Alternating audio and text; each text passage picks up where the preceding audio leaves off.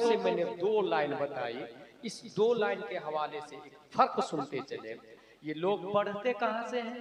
CBSE pattern किताबों में लिखा हुआ है, हम लोगों के 98% बच्चे सीबीएसई पैटर्न पढ़ रहे हैं, इंग्लिश मीडियम पढ़ रहे हैं। इंग्लिश मीडियम 98% बच्चे हमारे इंग्लिश मीडियम पढ़ रहे हैं। वो कहाँ लिखा हुआ होता है? कागज पर। बुनियादी फर्क देखिए दोनों के अंदर, अलिफ बा ता सा और ABCDEFGH के अंदर। जिस वक्त मुजफ्फरपुर का कलेक्टर सीबीएसई पैटर्न पढ़ रहा हूं, पटना का कलेक्टर, दुनिया का कलेक्टर, शहरों का कलेक्टर, पढ़ने के बाद क्या किया भाई साहब? जिस वक्त वो 5वीं में जाता है, उसके पेरेंट्स नर्सरी से लेकर 5वीं तक की पुस्तक को एक जगह जमा करके ठेला वाले को बुलाता है। भाई साहब किलो के भाव में वो ठेला वाला ले लेता है, बदले में कुछ भी दे देता है। फिर उसका करता क्या है, कभी आपने नोट किया? वो सीधा होटल वाले को देता है और होटल वाले कटिंग करके कचौड़ी पकौड़ी डाल के बेच देते हैं। हम लोग समोसा खाते हैं और कागज को डस्टबिन में डाल देते हैं। नगर निगम की गाड़ी आती है और डस्टबिन के कचरे को उठाकर अपने दामन में लेती और कचरे की जगह डंप कर देती है। नजाकत में गया ना, जिसने पढ़ा उसको या उस कागज ने जिसको पढ़ाया वो कलेक्टर की कुर्सी पर, वो IAS, IPS, MD, MBBS, मगर जिसने पढ़ाया वो कहाँ है? नजासत में, कचरी की जगह। कोई पूछने वाला नहीं। आप जाके TI से कहे मानहानि का दावा करें, FIR नोट करे, कहा किसके खिलाफ? कहा कलेक्टर के खिलाफ। कहा क्यों? कहा उसने जिस नर्सरी किताब को पढ़ा था उसको कचरे की जगह पे डाला हुआ देखा मैंने, उसके खिलाफ FIR नोट कर। कहा no, you can go from this place, it is not acceptable offer. ये तो ही नहीं, कागज बनता है मशीन से और डाला क्या जाता मटेरियल में? वुड्स, ट्रीज, दरख्त से, प्लाई से, दरख्त से कागज बना। अब देखिए सेम कागज, सेम मशीन है, सेम दुकानदार, सेम खरीदार, सेम बेचुआ, सब कुछ सेम है। बस उस कागज पर नर्सरी के सिलेबस की जगह कुरान शरीफ लिखी हुई है, कुरान शरीफ की आयतें लिखी है। या अय्युहल मुज़्ज़म्मिल क़ुमिल लैला इल्ला क़लीलन निस्फ़हु अव इंक़ुस क़लीला यासीन वल क़ुरआनिल हकीम क़ुल अऊज़ु बिरब्बिल फ़लक़। अब क्या हाल है उस कागज का? अगर कोई पढ़ दे, उस पे लिखा हुआ को पढ़ दे और गिलास में दम करवा ले हुजूर अब्दुस समी दामजिल्लु अलैना से, तब क्या होता है? बच्चा पानी को फेंकता है ऐसे, अदब से ढक करके ले जाता है, पानी को गिरने नहीं देता। अगर चोट लगती है तो पूरी कोशिश करके पानी को बचाने की कोशिश करता है, क्योंकि उसमें कुरान शरीफ की आयत दम की हुई है। वही आयत अगर कागज पे लिख जाए तो फेंकना तो बड़ी बात है भाई साहब। आलिम हाफिज की बात भी नहीं कर रहा मैं, मुफ्ती मुहक्किक मुदब्बिर मुजद्दिद की बात भी नहीं कर रहा मैं, सीधा रब फतवा देता ला यमस्सुहु इल्लल मुतहहरून, बगैर वुजू के इस कागज को छूना भी मत। वही कागज, सब कुछ वही है, मगर वो नजासत में, गंदगी में, नाली में। और ये बगैर वुजू के मुफ्ती भी छू नहीं सकता, बगैर वुजू के वली भी छू नहीं सकता। सीबीएसई पैटर्न वाले कागज ने पूछा, भाई भाई भाई तू तो मेरा सक्का भाई था ना, अपन दोनों एक ही दरख्त से बने थे ना, एक ही मशीन से, दुकानदार भी एक ही था, मगर तू इतना ऊपर चला गया कि रब तेरे बारे में बात कर रहा है और मैं इतना नीचे कि कुत्ता मेरे ऊपर नजासत करके जा रहा है। तेरी अजमत बढ़ी कैसे? जवाब दिया, मेरी छाती पे कुरान की आयत लिखी हो। और यही वजह है कि जो उसको पढ़ता है वो सीने से लगाता है, सर पे रखता है। वक्त का मुफ्ती भी बन जाए तो भी कुरान की ताजीम करना नहीं छोड़ता है। वो कलेक्टर बना और नर्सरी की बुक्स को कचरे की जगह करवा दिया, और ये वक्त का वली बन गया और उस पेपर को आंखों से लगा रहा, सर पे रख रहा। यहीं से आप समझ में क्या आया जानते हैं? दुनिया में करप्शन अगर खत्म करना चाहते हैं तो निजाम में ममलिकत उलमा के हवाले करें। क्योंकि जो कलेक्टर अपने मुहसिन को नजासत में डाल सकता है तो वो बकिया पब्लिक के साथ क्या इंसाफ करेगा? पब्लिक के साथ क्या इंसाफ करेगा? अल्हम्दुलिल्लाहिल अज़ीम, कुरान शरीफ की कद्र उलमा इस तरह कागज की कद्र कर रहे हैं। यहीं से आप लोग फैसला कर लें कि क्या पढ़ना है, क्या बनना है। बहरहाल जो भी हो, कुरान शरीफ और हदीस शरीफ हर शख्स पर लाजिम है पढ़ना, वो जरूर से जरूर पढ़े। दूसरा पॉइंट हमारा आ रहा है मस्जिद। उर्स वाला पॉइंट खत्म हुआ। मस्जिद, सजदा यसजुदु से मस्जिद इसमें ज़र्फ है जिसका मतलब है सजदा करने की जगह। जिस वक्त मैं सालसा जमात में पढ़ रहा था, पोरबंदर में एक मस्जिद बनी और वो मस्जिद उस जमाने में 3 करोड़ की थी। यकीनन इस वक्त आपके एरिया में भी मस्जिद होगी, मिलियन और बिलियन की मस्जिद होगी। मगर एक बात बताइए आप लोग, क्या मस्जिद बोलती है? क्या मस्जिद नातिक है? क्या मस्जिद जहालत को खत्म कर सकती है? क्या मस्जिद करप्शन को मिटा सकती है? क्या मस्जिद हमें वुजू के फराइज बताएगी? क्या मस्जिद हमें गुस्ल के फराइज बताएगी? क्या मस्जिद हमें नमाज जनाजा का तरीका सिखाएगा? क्या मस्जिद हमें बताएगी कि माँ बाप की कद्र करो? क्या मस्जिद हमें बताएगी कि अल्लाह एक है, उसके सिवा कोई माबूद नहीं? भाई साहब, इनकलाब मस्जिद से नहीं, इमाम मस्जिद से आता है। दुनिया में इनकलाब मस्जिद नबवी से नहीं, इमामुल अंबिया से आया है। करोड़ों की मस्जिद बनाने वाले अगर नाजरा खा इमाम रखेंगे तो जहालत का खात्मा नहीं होगा, क्योंकि मस्जिद साकित है, नातिक इमाम है। जुमा में खुतबा जो होता है, किसको कहते हैं खुतबा? खुतबा तकरीर को कहते हैं भाई साहब। और वो तकरीर का टारगेट यही था कि एक हफ्ते में अगर कोई बुराई समाज में आ गई हो तो जुमा के खुतबे से उस बुराई का खात्मा कर दिया जाए। मोमिन अगर रॉन्ग वे में हो तो उसे राइट वे में कर दिया जाए। इस्लाम में खुतबा का वजूद इसीलिए हुआ है। अरब में अलग से तकरीर नहीं होती, खुतबा ही खुतबा है। अपने यहाँ की कम नसीबी है कि खुतबा अलग और तकरीर अलग होती है, क्योंकि we can not understand Arabic language. इसी से समझ में आया कि जो 1 करोड़ की मस्जिद बनाते हैं उन्हें चाहिए कि 10 लाख का एक इमाम का हुजरा बनाए और साथ में किताबें रखे हुजरा इमाम में। इमाम हाफिज 10,000, आलिम 20,000, मुफ्ती 80,000, मुजद्दिद उससे भी ज्यादा, काउंटलेस।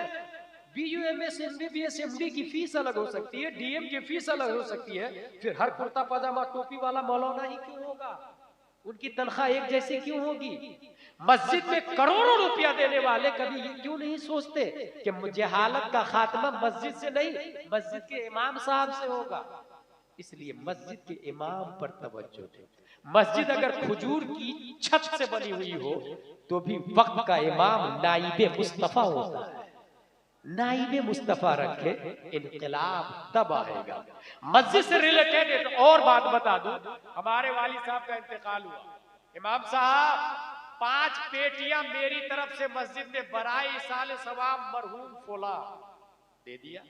बराए इसाले सवाब, इसाल कहते हैं पहुंचाने को, सवाब मिन सवाब, सवाब पहुंचाने के लिए ये पेटी दी। पड़ेगा कौन? Question arise, it is fact matter. जब दूसरे के बाप के नाम से पेटी दी गई थी तो हमने पढ़ा था, हमारे बाप के नाम से देंगे तो कौन पढ़ेगा? कमा तदीनो तुदान, कुरान शरीफ में आया, जैसी करनी वैसी भरनी। दूसरे के बाप के नाम से हम नहीं पढ़ेंगे तो हमारे बाप के नाम से कौन पढ़ेगा? और 50 साल के बाद जब 200-300 पेटियां जमा हो जाती, कोई खोलता भी नहीं, बोसीदा हो गई। इमाम साहब 50 पेटियां बोसीदा हो गई, पारे भी बोसीदा हो गए, दफन कर दो क्या? हाँ दफन कर दो। गई पेटी, दफन हो गई। इसलिए मस्जिद में बराए इसाले सवाब पेटी देने से पहले इमाम साहब को फोन लगाए। नंबर आपके पास मौजूद होता है, मोबाइल से नंबर डायल कर और कहे हजरत मस्जिद में किस चीज की जरूरत है। अगर वो कहे तामीर अदब तो तामीर अदब देना ही ज्यादा सवाब है। अगर वो कहे अनवारे शरीयत तो अनवारे शरीयत ही देना ज्यादा सवाब है। इसको यूं समझे कि एक इंसान को पानी पिला रहे आप, मुस्तहब है, पानी पिलाना मुस्तहब, खाना खिलाना दावत देना मुस्तहब है, लेकिन प्यासे को पानी पिलाना फर्ज हो जाता है, नंगे को कपड़ा पहनाना फर्ज हो जाता है, भूख से कोई मर रहा है तो खाना खिलाना मुस्तहब नहीं, फर्ज हो जाता है। और मुस्तहब से ज्यादा सवाब फर्ज का होता है भाई साहब। इसलिए इमाम साहब को फोन लगा के पूछे कि कौन सी किताब दे। मस्जिदों में, हर मस्जिदों में सिपारे की पेटियां है, तफसीर नहीं है, बुखारी नहीं है, बहारे शरीयत नहीं है, मुस्लिम शरीफ नहीं है। इसलिए ये मस्जिद से रिलेटेड बुनियादी बात थी। अगला पॉइंट चले, 40वां वाली साहब का इंतकाल हुआ, बेटा रह रहा है लंदन में। आपके अब्बू का इंतकाल हुआ, सीधा लेगा फ्लाइट को और पहुंचेगा। डेड बॉडी को फ्रीज में संभाल के रखो, मैं आ रहा हूं। वो आया, नमाज जनाजा पढ़ी, तीजा किया, 10वां किया, 20वां किया, 40-50 लाख रुपया 20वां में खर्चा करके चला गया। यस, मुस्तहब सवाब का काम। भाई साहब, जब वाली साहब जिंदा थे, पढ़ना नहीं आता था। इसाले सवाब और 40वां का एक स्ट्रॉन्ग तरीका दे रहा हूं, पढ़ना नहीं आ रहा था। आप 40वां में जो 50 लाख खर्चा किए थे वो मत करें।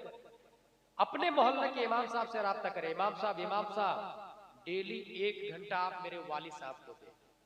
उस 1 घंटे की उजरत होगी 10,000 रुपये महीना। मेरे वाली साहब को 1 साल के अंदर उर्दू अरबी दोनों पढ़ाना है, क्योंकि मैं वाली साहब का 40वां जीते जी करना चाहता हूं। अगर आपने ये प्लान कर लिया, इमाम साहब को 10,000 मंथली पर अपने वालिद को उर्दू अरबी पढ़ा दिया, तो मैं दावे के साथ कहता हूं 50 लाख का वो पावर नहीं होगा जो आपके वालिद साहब उर्दू अरबी पढ़ जाए तो कितना बड़ा सवाब मिलेगा उसको, कितना बड़ा सवाब। और याद रखे, बगैर पढ़े इंतकाल किए तो हम लोग कहते ना वो बुजुर्ग थे, 80 साल उम्र थी, 95-95 साल उम्र थी। नो नो नो, किसने कह दिया वो बुजुर्ग? बुजुर्ग उसको थोड़ी कहते जो बूढ़ा हो जाता है भाई साहब। एक 6 महीने का बच्चा, उसके हाथ में आप दे दें ओप्पो, वो फेंक, आईफोन थ्रू अवे, डायमंड नाली में, गोल्ड नाली में, गोल्ड नाली में, अंगार पकड़ेगा मुंह में रखेगा। Why? He cannot understand value of diamond. That's why threw away from himself. वो आग को पकड़ेगा। Why? He cannot define dangerous of fire. पकड़ेगा। यही हाल है उस 80 साल के बूढ़े का जो अली बातासा नहीं पढ़ा, उलमा की सोहबत में नहीं, औलिया से नहीं जुड़ा, वो भी ईमान को ऐसी फेंक देगा जैसे वसीम रज़वी ने फेंक दिया। बल्कि वो मोमिन था ही नहीं, वो शिया के हिसाब से शिइयत को भी फेंक दिया। हजारों मोमिन है जो हमारे कब्रिस्तान में दफन होते, मगर रियल में वो मोमिन नहीं है। क्योंकि आपने वो हदीस शरीफ नहीं सुनी, सुबह को मुस्लिम शाम को काफिर, शाम को मुस्लिम होगा तो सुबह को काफिर होगा। काफिर होगा कैसे? जरूरियात दीन का इनकार करेगा, काफिर हो जाएगा। काफिर उसी को थोड़ी कहते हैं जो बुद्ध की पूजा करे, काफिर उसी को थोड़ी कहते हैं जो मुशरिक हो जाए, काफिर उसी को थोड़ी कहते हैं जो चांद की पूजा करे। नहीं भाई, जरूरियात दीन में से किसी एक का इनकार करना ये भी कुफ्र है। तो 80 साल का बूढ़ा है, 80 साल का, मगर वो 5 महीने के 6 महीने के बच्चे की तरह है। वो ईमान जो करोड़ों डायमंड से अफजल है वो फेंक देगा, क्योंकि वैल्यू नहीं जानता वो ईमान की। ईमान की वैल्यू जानता तो बिलाल हबशी की तरह मजबूत रहता, ईमान की वैल्यू जानता तो मुजद्दिद अल्फसानी की तरह मजबूत रहता। ईमान की वैल्यू नहीं जानता वो बुजुर्ग है ही नहीं, वो बच्चा है। अगर आप चाहते हैं कि वो बूढ़ा दूध छोड़े तो उसे तामीर अदब दे, उसे नूरानी तालीम दे। यसरनल कुरान पढ़ा, अब वो दूध छोड़ा, उम्र है 95 साल, दूध अभी छोड़ा। अनवार शरीयत पढ़ा, अब वो बड़े हुए। जिस दिन बहारे शरीयत पढ़ा ना, तब वो बालिग हुए। कंजुल ईमान पढ़ने के बाद वो बुजुर्ग बनते हैं। शेख सादी कहते हैं बुजुर्गी इल्म न के उम्र, बुजुर्गी इल्म से है न के उम्र से है। ये इनकलाब का दूसरा पॉइंट था 40वां करने वालों के लिए। अब लास्ट पॉइंट निस्बत का कमाल बता रहा था। आप सबको अच्छे से मालूम है, हजरत इब्राहिम को जब आग में डाला गया, गिरगिट गया फूंक मारने के लिए, मगर हुआ तो कुछ नहीं, अदावत में शुमार हो गया। मेंढक ये साहब गए पानी लेके उसको बुझाने के लिए। जाहिर सी बात है, गिरगिट की फूंक से कुछ नहीं होने वाला और न ही मेंढक के पानी से कुछ होने वाला है, लेकिन कयामत तक गिरगिट को मारना सवाब हो गया, मेंढक को बचाना सवाब हो गया। एक चुल्लू पानी में भी मेंढक है तो पाक है, पेशाब और पखाना भी पाक है। तौहीद और रिसालत के शहदाइयों, गिरगिट तुझे मारना सवाब क्यों? हजरत मेंढक आप ताहिर क्यों, मुताहिर क्यों? आप बताइए, आप पाक क्यों? आपको मारना गुनाह, आपको नहीं मारना चाहिए, क्यों? गिरगिट बोलता है अदावते नबी ने, अदावते नबी ने मुझे जीने नहीं दिया। हजरत मेंढक बोलते हैं मोहब्बत इब्राहिम ने मुझे कभी मरने नहीं दिया। मोहब्बत इब्राहिम ने, should be note at this point, Ibrahim से अफजल हमारे नबी है, दुनिया में सबसे अफजल हमारे नबी, दूसरे नंबर पे हजरत इब्राहिम अलैहिस्सलाम आते हैं। आला हजरत रज़ियल्लाहु ताला इस सिलसिले में लिखा है, 7वें आसमान पर बैतुल मामूर की दीवार से टेक लगा के बैठे हैं हजरत इब्राहिम अलैहिस्सलाम। आला हजरत ने सोचा 8वां तो आसमान ही नहीं, फिर मेरे नबी कहाँ है? तलाशते तलाशते तलाशते उनको जगह मिल गई और फरमाते हैं वही लामका के मकी हुए, सरे अर्श तख्त नशी हुए, वो नबी है जिसके है ये मकान, वो खुदा है जिसका बका नहीं। हजरत इब्राहिम के दुश्मन को मारना सवाब, तो हमारे नबी के दुश्मन को फिर जिंदगी कैसे दे सकते हैं? उनको जीने का हक कैसे मिल सकता है? फिर नरसिंहानंद जिंदा कैसे है? वसीम रजवी जिंदा कैसे है? सोचने वाली बात। उनको मारना जायज, मारने वाला सवाब पाएगा।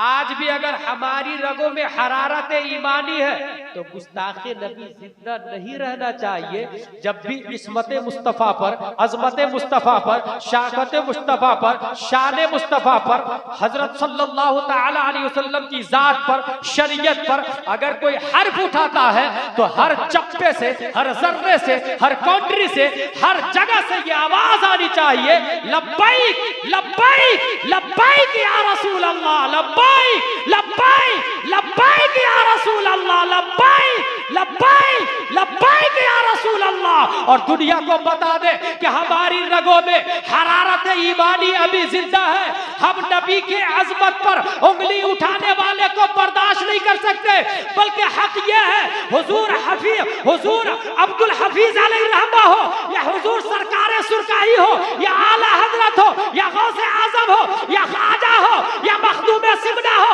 या गौसे आजम के वावली साहब शेख अबू साले हो, या इमाम आजम हो, या इमाम हुसैन हो, हमारे अकाबिरीन की शान में भी कोई तौहीन करता है तो हम बर्दाश्त नहीं कर सकते। अरे ये तो अकाबिरीन है, हमारी माँ को कोई गाली दे हमें बर्दाश्त नहीं, हमारे बाप को कोई गाली दे हमें बर्दाश्त नहीं, बड़े भाई को कोई गाली दे तो हमें बर्दाश्त नहीं। फिर काफिरों मुश्रिकों को बता दे करोड़ों बाप हमारे नबी पे कुर्बान है, करोड़ों माए हमारे नबी पे कुर्बान है।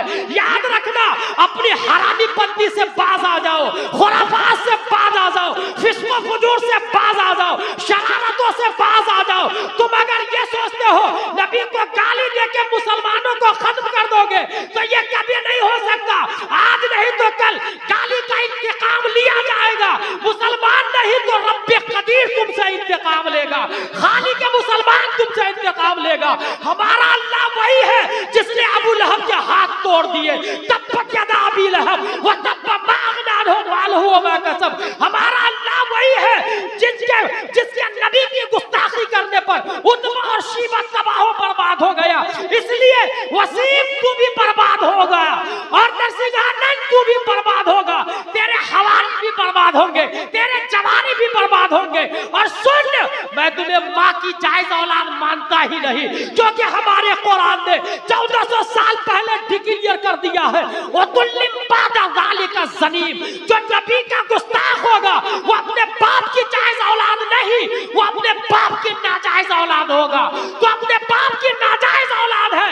अल्हम्दुलिल्लाह हम वफादार मुस्तफा है, और जब भी बारी आएगी तो हम बरेली की तरफ से ये आवाज देंगे, या रसूल अल्लाह करूं तेरे नाम पे जा फिदा, न बस एक जान दो जहां फिदा, दो जहां से भी नहीं जी भरा, या रसूल अल्लाह करूं क्या करोड़ों जहान आई।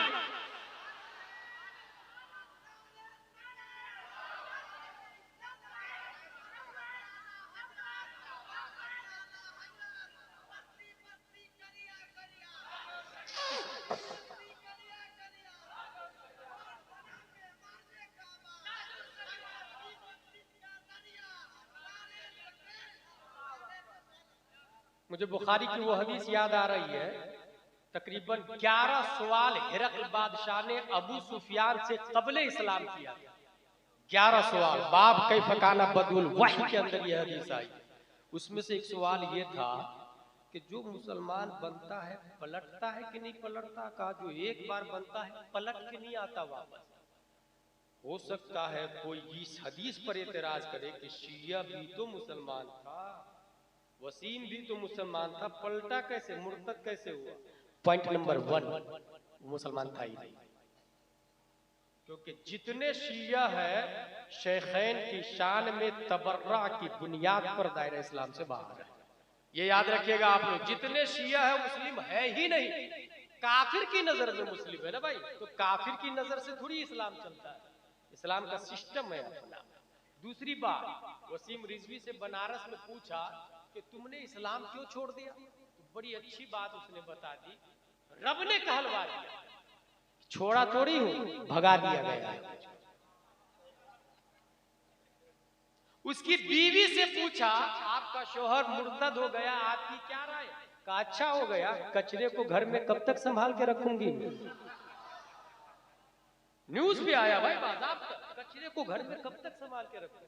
अच्छा गौर कीजिएगा, अबू लहब के बारे में कुरान में ये आयत आई, तब्बत यदा, दोनों हाथ टूट जाए, व तब मा अगना अन्हु मालुहु मा कसब, जो पोस्ट था जो किया धरा था सब गया। वसीम रजवी एक और वसीयत करके गया, क्या वसीयत किया जानते हैं, मुझे जलाना, कुरान शरीफ में आया सयस्ला नारन ज़ात लहब, अनकरीब भड़कती आग में डाल दिया जाएगा। अनकरीब अबू लहब ही की औलाद है, उसी की औलाद। अल्लाह तबारक व तआला हम सबको दीन शरीफ, हदीस शरीफ, फिक्र शरीफ पढ़ने समझने अमल करने की तौफीक अता फरमाए। अपने अपने एरिया की मस्जिदों में ध्यान दीजिएगा, बच्चे लड़की हो या लड़का हो दोनों पढ़ने के लिए आए, और डोर टू डोर आप जाके कहिएगा भाई साहब अपनी बच्ची को मदरसा भेजे, मकतब में भेजे। हो सकता है वो ये बोले who are you interfering my personal life, she is our daughter, they are our children, मेरे बच्चे हैं, जाहिल रहेंगे, तुम कौन होते हो। तो कहिएगा bro it is not your personal matter, क्योंकि तुम्हारी बेटी को जिस दिन बजरंग दल वाले ले जाएंगे तो सिर्फ तुम्हारी नाक नहीं कटेगी, पूरे गांव की नाक कटेगी, पूरे मोहल्ले की नाक कटेगी। इसलिए तुम्हारी बेटी हुई, पूरे मोहल्ले की बेटी, सबकी बेटी, लड़े मेहनत करे। काफिरों पे जबर नहीं है ना, मुस्लिम पे जबर है, बाहर शरीयत में आया है, जाके बच्चे को ढूंढ ढूंढ करके लेकर के आए। और अगर आपके खिलाफ केस करते वो, ये मुझे बहुत सताता, रोज रोज फजर की नमाज के बाद आ जाता और कहता है बच्चा भेजिए, इसको जेल में डाल दे। अगर आप जेल में चले जाइएगा तब सोचिएगा कि इस सिलसिले की मैं पहली और लास्ट कड़ी नहीं हूं। जो दीन की खातिर जेल गया उसे इमाम अहमद बिन हम्बल कहते हैं, 28 महीने जेल में रहे। जो दीन की खातिर जेल जाता और 12 साल रहा शमसुल अइम्मा सरखसी कहते हैं। जो दीन की खातिर जेल गए और 7 साल रहे मुजद्दिद अल-फसानी कहते हैं। मेरे भाई, इस तरह इंशाअल्लाह इनकलाब आएगा, हम अपने दीन की हिफाजत करेंगे। मैं समझता हूँ बुनियादी बातें हमने बताई, उससे हफीजी के सुनहरे मौके पर अल्लाह तबारक व तआला हुजूर सरकार अब्दुल हमीद शाह अलैहि रहमा की फयूज़ व बरकात से हम सबको माला माल फरमाए। व मा अलैना इल्लल बलाग। अस्सलामु अलैकुम।